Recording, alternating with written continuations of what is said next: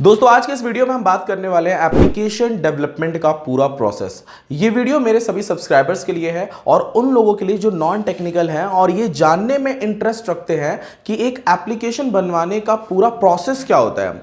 जब आप किसी डेवलपमेंट कंपनी को एक ऐप बनाने के लिए देते हो या फिर आपके मन में एक आइडिया आया कि मुझे एक ऐप बनाना चाहिए, ठीक है, तो पूरा प्रोसेस क्या होता है। मतलब एक एप्लीकेशन बनाने के लिए अगर आप किसी डेवलपमेंट कंपनी को दे रहे हो तो उसके बाद वो करते क्या है। जैसे आपके मन में आइडिया आया, आप किसी डेवलपमेंट कंपनी के पास गए कि मुझे एक ऐप बनाना है, उस एप्लीकेशन के बारे में मतलब आपने अपनी रिक्वायरमेंट बताई, उनके साथ आपकी डील हो गई XYZ अमाउंट में और आपने उनको अपना सब कुछ रिक्वायरमेंट बता दिया और एक उन्होंने आपको डेडलाइन दे दी। तो उसके बाद वो लोग क्या करते हैं, क्योंकि आपको भी पता है अगर आपकी रिक्वायरमेंट एक बेसिक भी है फिर भी वो आपको 25 डेज टू लेकर 45 डेज तक यानी 25 से 45 दिन का समय आपको वो देते हैं।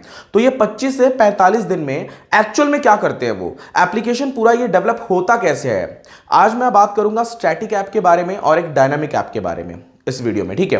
पहले समझ लेते हैं स्टैटिक ऐप और डायनामिक होता क्या है। स्टैटिक एप्लीकेशन, जिस एप्लीकेशन में डेटा चेंज नहीं कर सकते आप, ठीक है। यानी कि जैसे एक शायरी ऐप आपने बनाया, उस शायरी एप्लीकेशन को आपको ऑफलाइन रखना है और उसमें सारा जो डेटा है वो आपने पहले से फिल करके रखा है, यानी कोडिंग करते टाइम ही अपने सारा डेटा डाल दिया है और वो आपने प्ले स्टोर पे पब्लिश कर दिया। उस एप्लीकेशन को लोग ऑफलाइन भी एक्सेस कर सकते हैं, वो एक स्टैटिक ऐप हो गया, ठीक है। कैलेंडर भी एक स्टैटिक ऐप है, वहां पे भी हम लोग कुछ डायनामिकली यानी बैकएंड से कुछ चेंज नहीं कर सकते, ठीक है। अब डायनामिक ऐप की बात करते हैं। डायनामिक एप्लीकेशन जैसे एक ई कॉमर्स एप्लीकेशन हो गया, एक फ्लिपकार्ट जैसा एप्लीकेशन हो गया, जहां पे हर दिन डेटा चेंज हो रहा है, इमेज चेंज हो रहा है, प्राइस चेंज हो रहा है, टेक्स्ट सब कुछ चेंज हो रहा है एडमिन पैनल के थ्रू। तो ये डायनामिकली मतलब बैकएंड से वो सब कुछ चेंज हो रहा है। स्टैटिक में जहां पे हम कुछ चेंजेस नहीं कर सकते हैं, डायनामिक में हम बहुत सारी चीजें चेंज कर सकते हैं बैकएंड के थ्रू। अगर वो एप्लीकेशन प्ले स्टोर पे पब्लिश भी है फिर भी हम चेंजेस कर सकते हैं उसके अंदर बैकएंड, यानी जो हमारे पास एडमिन पैनल रहता है उसके थ्रू। अब ये दोनों का फर्क आपको समझ में आ गया।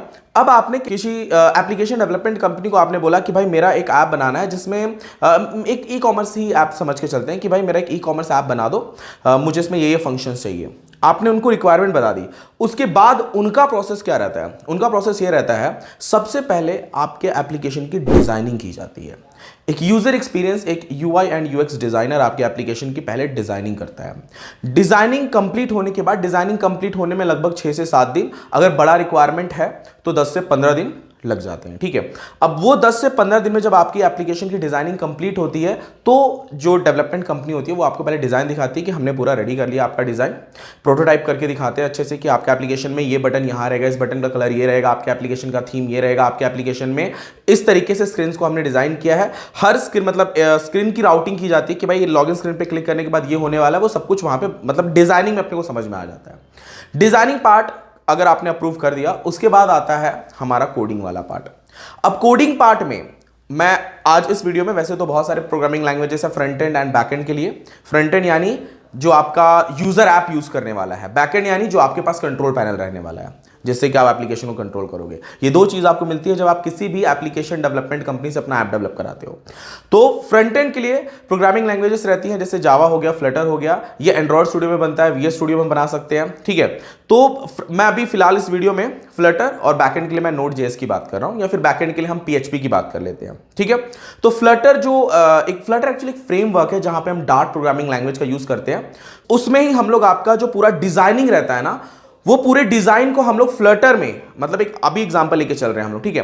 तो फ्लटर फ्रेमवर्क में हम लोग पूरा उसको कोडिंग करते हैं, फिर प्रोटोटाइप करके रियल डिवाइस में चलाते हैं। जैसे कि अभी जो डिजाइनिंग हुआ वो आप रियल डिवाइस में चेक नहीं कर सकते थे, क्यों? क्योंकि वो सिर्फ एक डिजाइन था, आप देख सकते हो उसको कि आपका एप्लीकेशन ऐसा रहने वाला है, उसकी पूरी कंप्लीट डिजाइनिंग थी वो। लेकिन जब हम उसको फ्रंट एंड में पूरा कोडिंग करते हैं और वहां पे जब राउटिंग कर देते हैं, प्रोटोटाइप करते हैं, तब आप उसको रियल डिवाइस में चला के देख सकते हो कि यार ऐसा हमारा एप्लीकेशन चलेगा और ये रिस्पॉन्सिव है या नहीं है, बाकी अदर डिवाइसेस में कैसा दिख रहा है, ठीक है।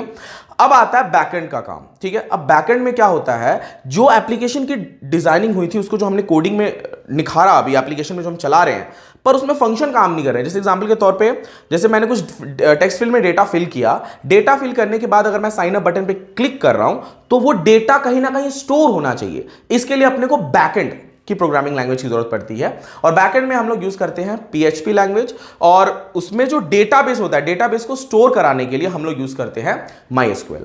अब ये क्या होता है ये मैं थोड़ा अच्छे समझा देता हूं। जैसे मान के चलिए पहले PHP प्रोग्रामिंग लैंग्वेज पे हम लोग बैकएंड मतलब वो एक बैकएंड लैंग्वेज है जहां पे हम लोग पूरा एडमिन पैनल वगैरह बनाते हैं, बट जो एडमिन पैनल पे डेटा स्टोर होता है उसके लिए हम लोग डेटाबेस यूज करते हैं MySQL का। पर ये थोड़ा और मतलब और इजी लैंग्वेज में आपको समझाता हूं। जैसे मान के चलिए कि आपके एप्लीकेशन में साइन अप का पूरा फॉर्म है, तो वो जो साइन अप का फॉर्म है उसमें जो भी टेक्स्ट फील्ड आपने डाले हुए हैं, कोई एक यूजर उसमें जो भी टेक्स्ट फील्ड जैसे उसने first name, last name, mobile number, अपना पासवर्ड डाला, ये सारा का सारा डेटा स्टोर कहां होता है? MySQL में। ठीक है। एक्चुअली SQL एक क्यूरी लैंग्वेज है। मैं बहुत ज्यादा उसके बारे में डिटेल में ये इस वीडियो में नहीं बताऊंगा, वीडियो बहुत लंबा हो जाएगा। पर डेटाबेस को स्टोर करने के लिए और उसमें कुछ ऊपर नीचे उसमें कुछ फिल्टर लगाने के हम लोग यूज करते हैं SQL। और जो हमारे एप्लीकेशन में जैसे मान के चलिए आपका ई-कॉमर्स का एप्लीकेशन, उसमें इमेज आप डालोगे, जब किसी प्रोडक्ट का इमेज वगैरह डालोगे तो इमेज हो गया, या फिर आप जो भी उसमें वीडियोस वगैरह डालोगे उसको स्टोर करने के लिए हमें एक होस्टिंग या सर्वर बाय करना रहता है जहां पे वो सब कुछ स्टोर होता है। और इन सबको करने के लिए हम बैकएंड लैंग्वेज यूज करते हैं PHP। ठीक है। आई होप दोस्तों आपका थोड़ा बहुत कॉन्सेप्ट क्लियर हो गया होगा कि एप्लीकेशन जब आप किसी डेवलपमेंट कंपनी को बनाने के लिए देते हो तो ये प्रोसेस किस तरीके से काम करता है। ठीक है।